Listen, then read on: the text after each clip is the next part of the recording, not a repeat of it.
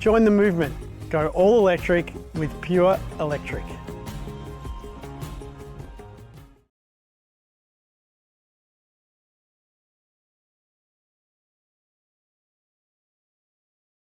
How long have you been in the house now? February 2022. Yeah, because I remember the first summer. I remember you ringing up.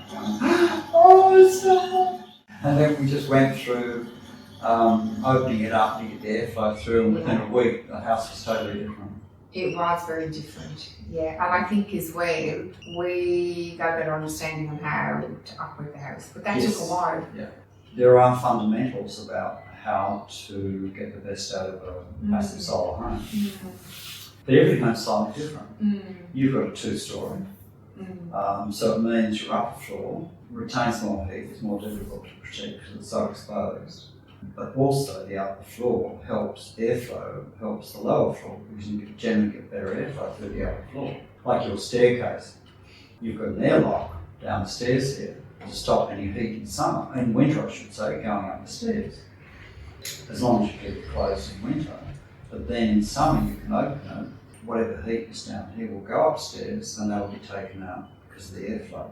Tell me how it's burning. Like we would have had people come and stay with us and stuff, and it's just easy. And I think the reduced corridors and stuff, everything has a space and a place. I think it's a really, really easy house to live in.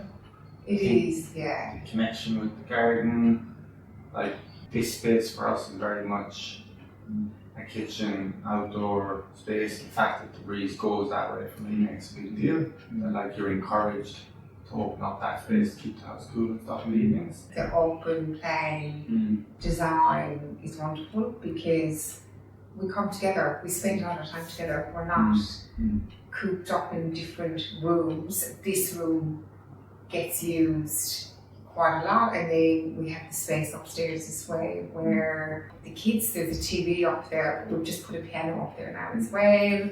It's beautiful, just even where the windows are. So we often, the window that's up here at the stairs, we often look out that together at the sunset. The room downstairs built for when parents come. And they loved it, and they loved that window looking out into the garden. When we were building, you had your accident where you tore your hamstring, you know, you ended up in a wheelchair, and it was kind of the fact that we were already designing in for disabled access and elderly access made me realise anyway that, you know, you don't necessarily need to be 80 or 90 to need a wheelchair. And I think the fact that that didn't require us then to try and drastically change the plans that it was already working on front. We could get in and out, yeah. I think the other thing that I love is the pantry here as well. Everybody comments on it when they come in. They're like, oh, I love this pantry. And it's so cool in there. Even in summer, it doesn't heat up. It stays cool all the time. And then we have the laundry off the back of it. And then just coming out and I love the new washing line. It's just so practical. Like reflecting on the last time we opened the house up, I think somebody asked the question, you know, if you could do it again, what would you change? You spend time thinking about it, and like I'm just like, there's nothing that changed. So you know, you say if you're happy with the house, it's like spend 3 years in it now. I like the fact as well that we don't have heating and cooling, because that was a big thing for me. I absolutely love not having that, and in summer when it is 40 degrees for 4 days in a row, to be honest, it is hard because during those probably 4 days, the house doesn't work, if I'm honest. Only because you don't have any wind, and then all of a sudden it's still, you don't have the airflow. But we probably only have, as I said, 4 times a year, not 4 times, 4 days in the year that happens. And I just think that's amazing.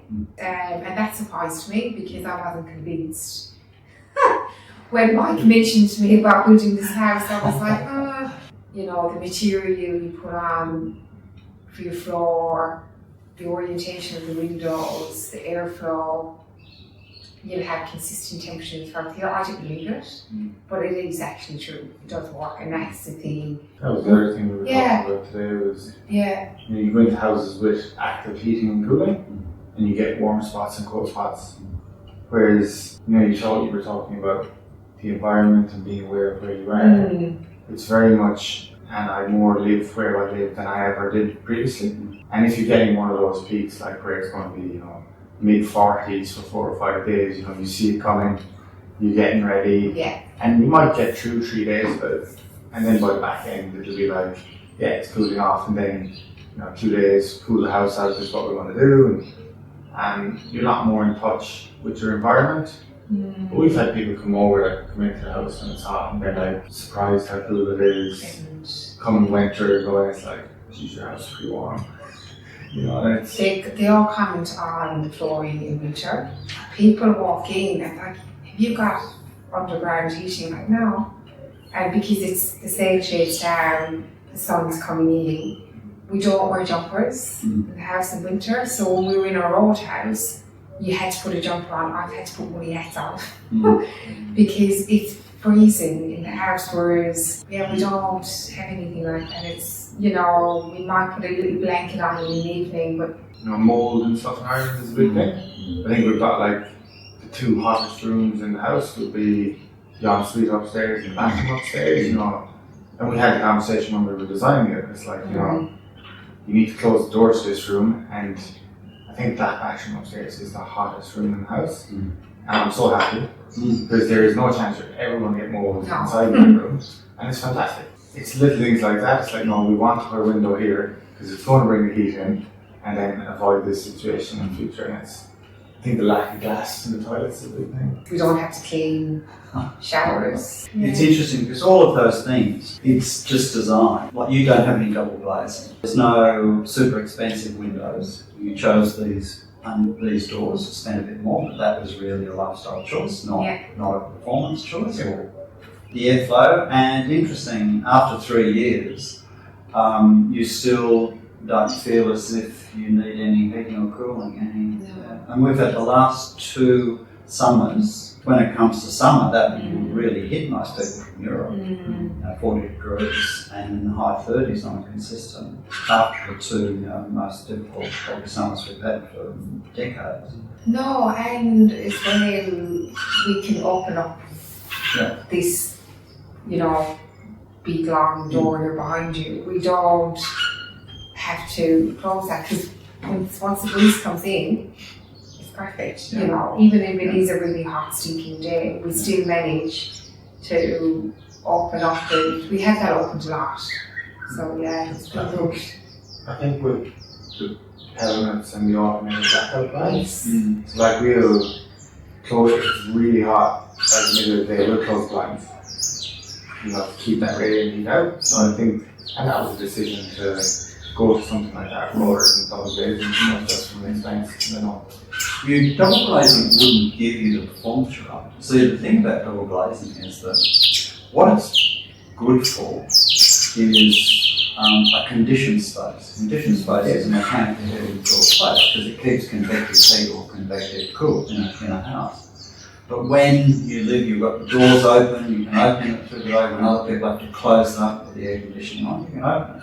Because the house will be very forgiving in the way it operates. So it's an open plan, but it's open plan out into the living, out in the outdoor garden, and the kitchen being connected from here to this area, the main living dining area. And then seeing the alfresco, the garden, your outdoor living. So that's the bridge of the ship. So from a design point of view, you're always connected to everything that's happening. And I think that's it. We wanted to live here, and this is very much that we were talking about living with our environment, rather than fighting against it. And some of the conditioned spaces, you feel like you're just fighting against where you actually live. Whereas, in summer it gets hot, the house comes up slowly, and you get to come up slowly. So like you're walking out, you're not getting a smash of heat and then going back into the cool. You're working with your environment and you're living where you live. The park, listening to the birds and everything. And I've never appreciated how loud aircon is. Like you go and stand outside in an evening when the temperature has dropped to 22 degrees, you get a beautiful breeze up, and you've all these people living in their houses that don't know what temperature it is outside, and aircon cranking through the place. And you can just hear it. We can hear it. And that's that I feel sorry for people because you're out of touch with the environment that you're living in. Yeah, and it's all just a lack of knowledge. In Yeah, other words, Yeah. and lack of awareness. and the thing is that if you don't get the design right, what happens is you embed the heat in the structure internally. Once it's embedded in the structure, then you have to use a mechanical device to remove it. One of the big wins for us as well has been utility bills are much lower than all of our friends. You know, they're non-existent.